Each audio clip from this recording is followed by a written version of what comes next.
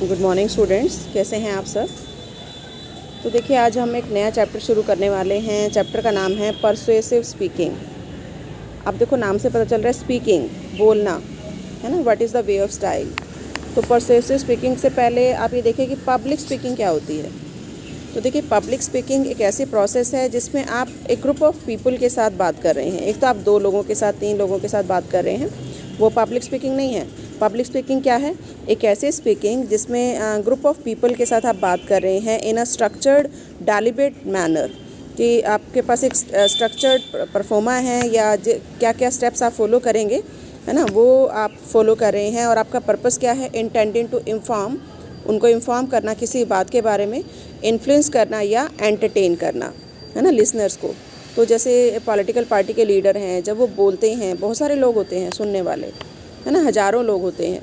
तो इस तरह की जो स्पीकिंग है वो कहलाती है पब्लिक स्पीकिंग। और पब्लिक स्पीकिंग का पर्पस क्या है? नॉट जस्ट टू इन्फॉर्म, सिर्फ इन्फॉर्म करना नहीं है, बल्कि मोटिवेट करना भी है, ताकि आप जो उनसे काम करवाना चाहते हैं वो काम उनसे आप करवा सकें, है ना। तो यही हमारी परसुएसिव स्पीकिंग है कि आपने उनको परसुएट करना है वाइल स्पीकिंग, कि स्पीकिंग करते टाइम आपने उनको मनाना है, आपने उनको परसुएट करना है, कन्विंस करना है, ताकि आप जो उनसे काम कराना चाहते हैं आप उस काम को करा सकें। तो इसी को कहा जाता है परसुएसिव स्पीकिंग। आप देखिए, understand what you want to achieve, कि स्पीकिंग करने से पहले आपको ये देखना है कि आप क्यों स्पीच दे रहे हैं, आप परसुएसिव स्पीकिंग क्यों कर रहे हैं। तो अब देखो, इसमें जो है वो 5 W's का आंसर आपको पता होना चाहिए। जैसे हु, कि हु आर यू स्पीकिंग, कि आप किससे बात कर रहे हैं, है ना, किसके लिए बात कर रहे हैं, किसके साथ आप बात कर रहे हैं। व्हाट आर देयर इंटरेस्ट, उनका जो लोगों का इंटरेस्ट है जिनके साथ आप बात कर रहे हैं वो क्या है, वो क्या सुनना चाहते हैं। प्री एजम्पशंस क्या हैं उनकी, वैल्यूज़ क्या हैं, है ना। What do they share in common with others, वो दूसरों के साथ क्या शेयर करते हैं। तो हाउ आर दे यूनिक, वो दूसरों से अलग कैसे हैं, है ना। तो ये सारी बातें आपको क्लियर होना चाहिए कि वो सुनना क्या चाहते हैं। जो वो सुनना चाहते हैं, ऑब्वियसली अगर आप वही कम्युनिकेट करेंगे तो वो एग्री हो जाएंगे, है ना। और इसी तरह से आप क्या कम्युनिकेट करना चाहते हैं, what do you wish to communicate, मतलब वो क्या सुनना चाहते हैं और आप क्या कहना चाहते हैं। अगर दोनों मैच हो जाते हैं तो कोई प्रॉब्लम नहीं है, लेकिन अगर दोनों मैच नहीं होते, वहाँ प्रॉब्लम क्रिएट होती है। वहाँ आप उनको मोटिवेट करते हैं, कन्विंस करते हैं, है ना। फिर थर्ड आता है how can you best convey your message, आप इस मैसेज को किस तरह से अच्छे तरीके से कन्वे कर पाते हैं ताकि आप उनको मना सकें, ताकि वो आपके अकॉर्डिंग रिएक्ट करें। तो यहाँ पर लैंग्वेज इम्पॉर्टेंट है कि आप कौन सी लैंग्वेज में उनसे बात कर रहे हैं, कौन सी लैंग्वेज उनको मतलब पता है, वो किससे अवेयर हैं। जैसे उनको हिंदी लैंग्वेज आती है, हरियाणवी आती है, और आप इंग्लिश में बात कर रहे हैं, तो ऑब्वियसली आप उनको मोटिवेट नहीं कर पाएंगे, वो आपको समझ नहीं पाएंगे। तो आपको ये देखना होगा कि what is the audience level, उनका लेवल क्या है, उनका जो भी लेवल है समझने का, आप उसके अकॉर्डिंग आप शुरू करेंगे। और इसके साथ साथ नॉन वर्बल जो क्यूज़ हैं, है ना, नॉन वर्बल जो साइंस हैं, सिंबल्स हैं, उनको भी अगर आप यूज़ करेंगे तो ऑडियंस को, और वी कैन से लिसनर, उस चीज़ को ध्यान से सुनता है और समझता है। ऑडियो विजुअल एड्स भी आप यूज़ कर सकते हैं उनको समझाने के लिए। फिर नेक्स्ट आता है when, here timing is important, है ना। आप अपना सपोज़ उनको परसुएट करने की कोशिश कर रहे हैं, आपकी स्पीकिंग चल रही है और उनको जाने की जल्दी है, वो आपको सुनना नहीं चाहते, उनके पास टाइम नहीं है ना। तो ऑब्वियसली वो, अगर टाइम उनके लिए इम्पॉर्टेंट है, अगर उस टाइम पर वो फ्री नहीं है, तो ऑब्वियसली आप चाहते हुए भी आपकी स्पीकिंग कितनी ही इफ़ेक्टिव क्यों ना हो, आप उनको परसुएट नहीं कर पाएंगे, है ना। तो एक टाइम होता है बोलने का भी और सुनने का भी। तो it is better to be silent than sing a bad tune, कि गलत टाइम पर या गलत ट्यून गाने से अच्छा है कि आप चुप रहिए, है ना। आप ये देखिए कि what is the appropriate time, किस टाइम पर आपको बोलना है और क्या बोलना है। Where, what is the physical location, कह सकते हैं physical context of communication in mind, मतलब आपको किस जगह पर बोलना है ना। वो रूम जो है, रूम का साइज़ भी सफिशेंट होना चाहिए। तो आपको वहाँ पर कई बार विज़िट करना है और आपने देखना है वहाँ पर फर्नीचर प्रॉपर है या नहीं है जहाँ पर आपने स्पीकिंग करनी है ना। और वहाँ का जो एनवायरनमेंट है वो कंफर्टेबल है या नहीं। इसी तरह से वाई, आपको ये देखना है कि लिसनर आपको क्यों सुने, व्हाट इज़ द रीज़न, तो अगर उनका कोई इंटरेस्ट नहीं है सुनने का तो ऑब्वियसली वो नहीं सुनेंगे। आपको ये बताना है व्हाट इज़ द पर्पस। उनका जो इंटरेस्ट है वो आपको उनको पहले बताना है ना। आपको ये पता होना चाहिए कि why they should listen to you, वो आपको क्यों सुने। और ये चीज़ अगर आप उनको बता देंगे, उनको मोटिवेट करेंगे या उनका इंटरेस्ट जो भी है, जो भी वैल्यू है वो आप उनको बता देंगे तो वो आपको सुनने के लिए तैयार हो जाएंगे। तो इस तरीके से ये सारी बातें 5 W's एंड 1 हाउ, अगर ये जो स्पीकर है उसके माइंड में क्लियर है तो वो अपनी स्पीच को इफ़ेक्टिव बना सकता है। अब देखिए छोटे छोटे से टॉपिक दिए हुए हैं, ये आपके 2 मार्क्स में आ जाते हैं कि इसका मीनिंग क्या है। नेक्स्ट देखिए अनकंफर्टेबल फेस। अब देखिए वैसे बात करना आसान है कि आपस में 2 पर्सन आपस में बातचीत कर रहे हैं, 3 पर्सन आपस में बातचीत कर रहे हैं, लेकिन जब बात आती है पब्लिक स्पीकिंग की तो सभी लोग पब्लिक स्पीकिंग नहीं कर पाते। कि एक बहुत बड़ा क्राउड आपके सामने बैठा है और वहाँ पर अगर आपको बोलना है तो आपका जो फेस है वो कंफर्टेबल होना चाहिए। बट जनरली अनकंफर्टेबल फेस बहुत सारे जो लोग हैं वो फील करते हैं, जिसको हम कहते हैं फोबिया, है ना। तो बिलीव इट और not but public speaking tops the list of phobias की लिस्ट में सबसे ऊपर आती है। तो बहुत सारे लोग हैं जो स्पाइडर से नहीं डरते, लाइट से नहीं डरते, लेकिन पब्लिक में बोलने से डरते हैं, है ना। अब ये अनकंफर्टेबल क्यों हो जाता है?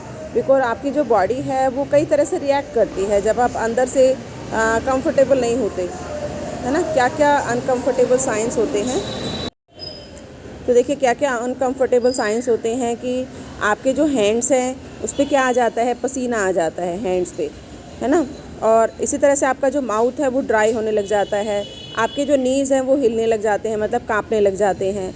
And a quaver affect your voice, आपकी जो आवाज़ है वो भी कई बार कांपने लग जाती है, आपकी हार्ट रेट बढ़ जाती है ना। एंड स्टमक में भी बटरफ्लाइज चलने लगती हैं, जैसे गुड़गुड़ की आवाज़ होती है ना, उस तरीके से आने लगती है। तो इस सब को हम क्या कहते हैं, अनकंफर्टेबल फेस। कि इसमें से अगर कुछ एक भी ऐसा होता है तो इट मीन्स वो पर्सन है वो कंफर्टेबल नहीं है। सामने वाले को इस चीज़ का नहीं पता चलता, जो स्पीकर है वो ही इस चीज़ को समझ पाता है कि कुछ अनकंफर्टेबल उसके साथ हो रहा है। तो ऐसे सिचुएशन में वो स्टेज से जल्दी से उतरना चाहेगा कि जो भी कहना है फटाफट से कहा, उसकी स्पीड भी बढ़ जाती है, कहने की स्पीड, है ना। बिकॉज ही इज़ अनकम्फर्टेबल, वो चाहता है जल्दी से वहाँ से जाना चाहता है, तो इससे उसको लगता है जो कहना है कहो और जाओ, है ना। तो इस तरह का जो फेस है वो क्या कहलाता है, अनकम्फर्टेबल फेस। और इस अनकम्फर्टेबल फेस की वजह से ही क्या होता है, स्टेज फियर, है ना, जिसमें स्पीच टेंशन होती है। तो ये बहुत टाइम से एक सिचुएशन चल रहा है फियर का, और बहुत सारे जो स्कॉलर्स हैं, बहुत सारे जो स्पीकर्स हैं वो इस स्टेज फियर वाले फेस को फील करते हैं, क्योंकि एंग्जाइटी हो जाती है, उनको चिंता हो जाती है ना इस चीज़ की। तो वो ये सोचते हैं कि अगर वो स्टेज पर बोलेंगे तो सामने वाला पता नहीं क्या सोचेगा, उनकी क्या मतलब थिंकिंग होगी। तो वो ये सोचते हैं I can not do this, मैं ये नहीं कर सकता। Nobody is interested in what I have to say, जो मैं कहूँगा कोई नहीं सुनेगा, किसी का इंटरेस्ट नहीं होगा। तो इस तरह की फीलिंग आने लगती है, तो इससे वो अपना कॉन्फिडेंस लूज़ कर जाते हैं और इफ़ेक्टिव नहीं बोल पाते।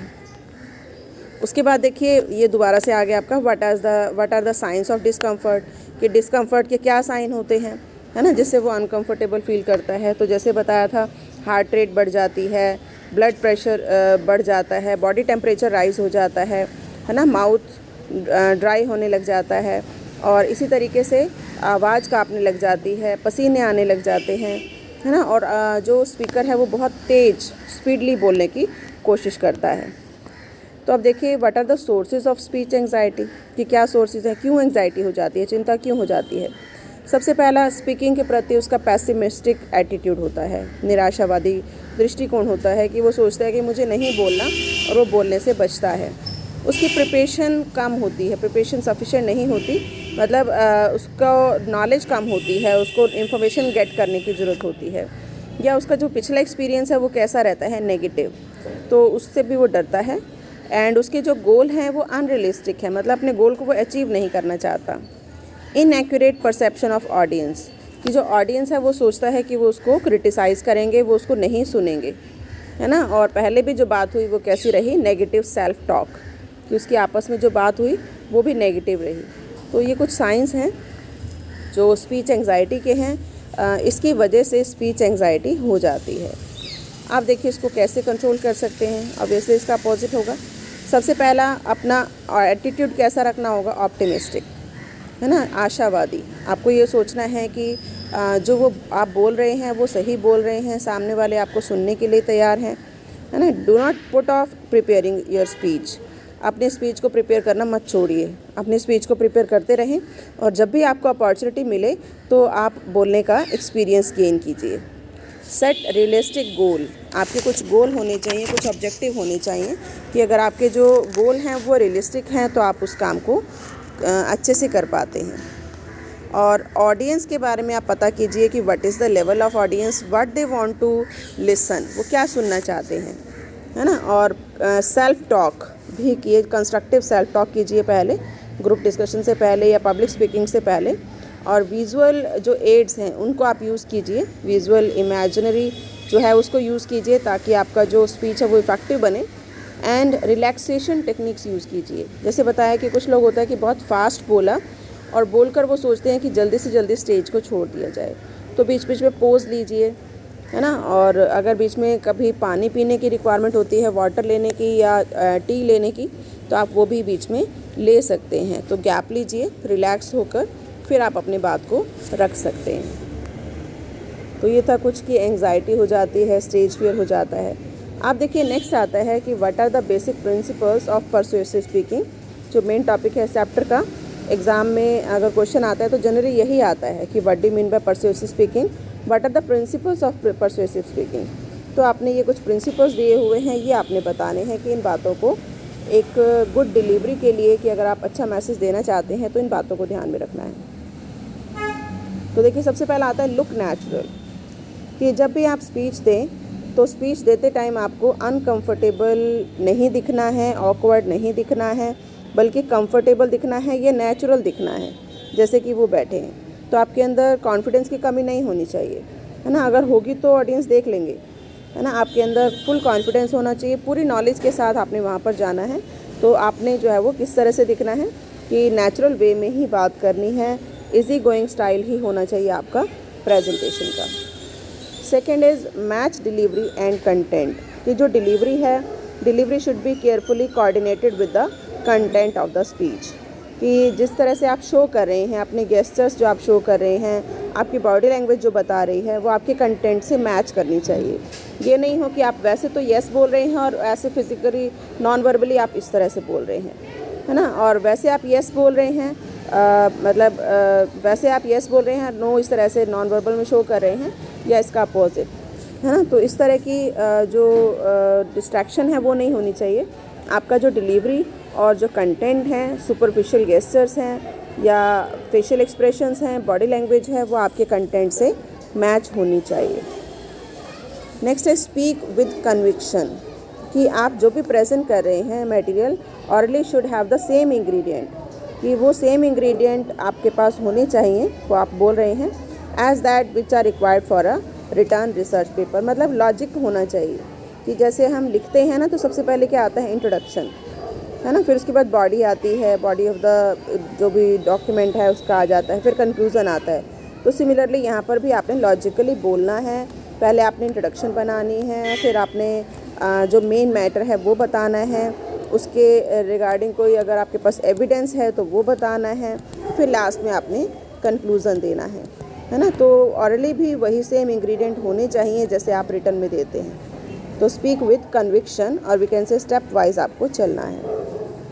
नेक्स्ट है मेक इट अप्रोप्रिएट, कि जब भी आप कोई ऑरल स्पीच दे रहे हैं तो आपने अप्रोप्रिएट स्टाइल यूज़ करना है प्रेजेंटेशन का। जैसे बताया डिलीवरी ऑफ द स्पीच जो ऊपर भी आया था, must be considered in relation to audience and situation and the speaker, है ना। कि जो भी आप बोल रहे हैं वो स्पीकर के लेवल के अकॉर्डिंग होना चाहिए। जो आपकी टोन ऑफ वॉइस है used when speaking to audience, वो बिल्कुल परफेक्ट होनी चाहिए। जैसे एक बच्चे के बोलने का ढंग अलग होता है, एक बड़े के बोलने का ढंग अलग होता है ना। तो आपने अप्रोप्रिएट लैंग्वेज यूज़ करनी है, अप्रोप्रिएट डिलीवरी स्टाइल यूज़ करना है। तो इट इज़ इम्पॉर्टेंट कि आप सिचुएशन के अकॉर्डिंग आप उसको चेंज करना भी आपको आना चाहिए। Do not read from the notes, कि आपको नोट से नहीं पढ़ना है, क्योंकि देखो आपने देखा होगा कई स्पीकर क्या होते हैं, अपने हाथ में नोट्स लेकर आते हैं, उसको रखते हैं लेक्चर स्टैंड के ऊपर या जो भी स्टैंड उनको प्रोवाइड किया गया है और टोटली 100% रीडिंग करते हैं, तो वो एक्सेप्टेबल नहीं है ना। अगर आप हल्का फुल्का उसमें से देख लेते हैं, जैसे आपने जो हेडिंग्स हैं वो उसके ऊपर लिखे हुए हैं, जस्ट आप वो देख रहे हैं, तो वो तो एक्सेप्टेबल है। लेकिन अगर आप 100% रीडिंग कर रहे हैं तो वो एक्सेप्टेबल नहीं है। तो आप इसके लिए उनको अपोलोजाइज़ मत कीजिए। No need to make excuses. अगर आपने कोई गलती कर दी, कोई बोलते टाइम कोई मिस्टेक कर दी, तो आपको कोई एक्सक्यूज़ या अपोलोजाइज़ करने की ज़रूरत नहीं है ना। आप कॉन्फिडेंस से बोलिए, स्पीक लाउडली। आपको लाउडली बोलना है, क्लियरली बोलना है ना। तो ये लेकिन आपको जो है नोट से रीड नहीं करना है। उसके बाद देखिए नेक्स्ट आता है मेंटेन आई कांटेक्ट, कि आपको जो है वो आई कांटेक्ट भी बनाए रखना है। और आई कांटेक्ट में जितने भी ऑडियंस हैं सबके साथ आपका आई कांटेक्ट होना चाहिए। कोशिश कीजिए कि 3 सेकेंड मेथड आप यूज़ करें। Look straight into the eyes of a person in the audience for 3 second at a time. एक टाइम पर आप 3 सेकेंड तक जो है वो ऑडियंस को देखिए, उसके बाद आप नेक्स्ट ऑडियंस को भी देख सकते हैं। तो make eye contact to all the audience, जितने भी ऑडियंस हैं। ऐसा नहीं है कि आप एक ही ऑडियंस को देखते रहिए, एक ही ऑडियंस को देखते हुए आप जो है वो स्पीच दें। आपको अपना आई कांटेक्ट चेंज करना है। नेक्स्ट आता है speak, listen, respond, adjust and adapt. कि आप बोलिए, स्पीक टू योर ऑडियंस, है ना। क्वेश्चन सुनिए, लिसन टू योर क्वेश्चंस, उनके ऑडियंस के क्वेश्चन सुनिए, और इसके साथ साथ जो भी आपको उसका रिस्पॉन्स लगता है आप उनको रिस्पॉन्ड कीजिए, respond to their action. Adjust कीजिए जहाँ पर पॉसिबल है। अगर वो एग्री नहीं हो रहे हैं तो आप अपनी स्टेटमेंट को चेंज कर सकते हैं। अडेप्ट कीजिए। If you have prepared is obviously not getting across to your audience, तो आप कोशिश कर सकते हैं कि उसके अंदर चेंज करके आप उसके अकॉर्डिंग उनको बता सकते हैं, है ना। नेक्स्ट आता है पोज। जो ऑडियंस हैं उनको भी आप अलाउ कीजिए कि कुछ सोचने के लिए, कुछ जो है मतलब समझने के लिए, और उसके बाद अगर वो कुछ क्वेरी करना चाहते हैं तो उसके लिए भी, है ना। तो do not race through your presentation. अपनी प्रेजेंटेशन की स्पीड मत बढ़ाइए, ऑडियंस पे छोड़ दीजिए, उनको सांस लेने दीजिए, आप भी सांस लीजिए और उनसे पूछिए कि अगर वो कुछ पूछना चाहते हैं, उनकी कुछ क्वेरी है, तो आप उसका रिस्पॉन्ड भी टाइमली कीजिए। Next, use appropriate humour if possible. कि जहाँ पर पॉसिबल है ऑडियंस ह्यूमर को ज़्यादा सुनना चाहते हैं, तभी उनको ज़्यादा इंटरेस्टिंग लगता है ना। तो ह्यूमर को भी यूज़ कीजिए, उसके साथ साथ आपकी जो स्पीच है वो भी अट्रैक्टिव हो जाएगी। ऑडियो विजुअल एड्स वो भी यूज़ कीजिए। ऑडियो विजुअल एड्स में आप बोर्ड यूज़ कर सकते हैं, black board, white board, projector, है ना, जिससे आपकी जो प्रेजेंटेशन है वो इफ़ेक्टिव लगे। आप उसकी हेल्प लेकर अपनी प्रेजेंटेशन को इफ़ेक्टिव बना सकते हैं, है ना। तो आप साउंड सिस्टम भी यूज़ कर सकते हैं, जो भी आपको लगता है सूटेबल है। हैंड आउट्स, अपने हैंड आउट्स रेडी रखिए, है ना, और अप्रोप्रिएट टाइम दीजिए उसके लिए भी। और अगर पॉसिबल हो तो आप ऑडियंस में भी ये डिस्ट्रीब्यूट कर सकते हैं। तो जो भी आपकी प्रेजेंटेशन की आउटलाइन है वो आप तैयार कर सकते हैं, और इन हैंड आउट्स की हेल्प लेकर अपनी प्रेजेंटेशन को भी इफ़ेक्टिव बना सकते हैं। उसके बाद एस्टेब्लिश रैपर्ड और वी कैन से रिलेशन। कि आपको ऑडियंस के साथ अपने रिलेशन भी बनाने हैं, कि जब आप बात कर रहे हैं तो आपको उनसे फ्रेंडली बात करनी है। अगर आपके उनसे रिलेशंस बन जाते हैं, अच्छे रिलेशन बन जाते हैं, तो आपकी बात को सुनने के लिए भी तैयार हो जाएंगे और मानने के लिए भी तैयार हो जाएंगे। लेकिन अगर जो स्पीकर है वो ऑडियंस के साथ अपने रिलेशन नहीं बना पाता है, तो फिर जो ऑडियंस है वो उनके साथ कोऑपरेट नहीं करते। और सबसे लास्ट में know when to stop talking, कि कब आपने रुकना है। तो आप घर पे इसकी प्रैक्टिस कर सकते हैं कि आपने कितने मिनट की स्पीच तैयार करनी है या कितने मिनट के लिए वहाँ बोलना है। तो अगर ऐसा कोई टाइम लिमिट है तो आप अपनी क्लॉक में अलार्म लगा सकते हैं, या जैसे बताया इसमें भी माइक्रोवेव में जो ओवन में जो क्लॉक होती है उसको भी आप यूज़ कर सकते हैं, है ना। तो इस तरह से भी प्रैक्टिस कर सकते हैं। स्टॉपिंग एंड कंक्लूडिंग, कि आप स्टॉप करके भी कंक्लूड कर सकते हैं अपनी प्रेजेंटेशन को, कि आपकी जो प्रेजेंटेशन है वो कैसी बनी। तो इसके लिए आप अपनी रिकॉर्डिंग कर सकते हैं, है ना। रिकॉर्डिंग करके आप उसको खुद दोबारा सुन सकते हैं। जब आप सुनेंगे तो आपको लगेगा इसमें क्या क्या कमियां हैं और उसको कैसे दूर किया जा सकता है। और लास्ट में आप ऑडियंस को थैंक्स बोल सकते हैं आपको सुनने के लिए, और इस तरह से आप अपनी स्पीच को इफ़ेक्टिव बना सकते हैं। तो ये आपका ना मेन टॉपिक यही है इस चैप्टर में, बाकी आगे हम नेक्स्ट लेक्चर में करेंगे।